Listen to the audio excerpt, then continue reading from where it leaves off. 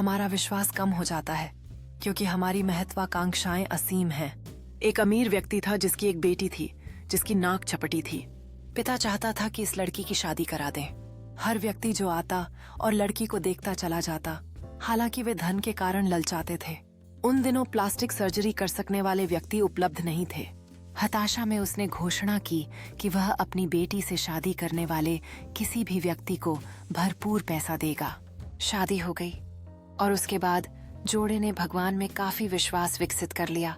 वे कई मंदिरों में गए, कई तीर्थ यात्राओं पर गए और कई पवित्र नदियों में स्नान किया।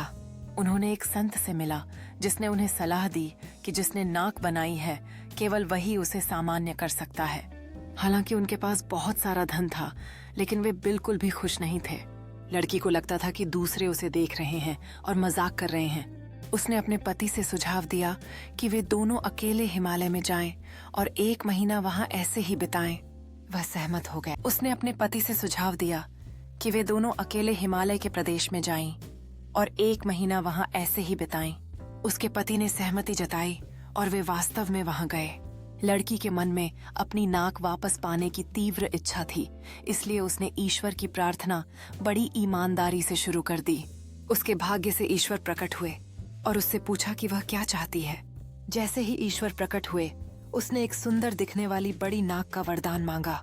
ईश्वर ने कहा तो ऐसा ही होगा और उसे वह वरदान दे दिया। जैसे ही ईश्वर लुप्त हो गए, उसने अपना चेहरा देखा। उसने अपनी बड़ी नाक को देखा और महसूस किया कि अब वह पहले से भी बदसूरत हो गई है। उसने फिर से और अधिक ईमानदारी से प्रार्थना की और ईश्वर फिर से प्रकट हुए और उससे पूछा कि वह क्या चाहती है।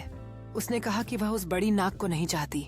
ईश्वर ने कहा तो ऐसा ही होगा और उसे उसकी इच्छा पूरी कर दी। उसे तुरंत पता चला कि उसकी नाक पूरी तरह से गायब हो गई है।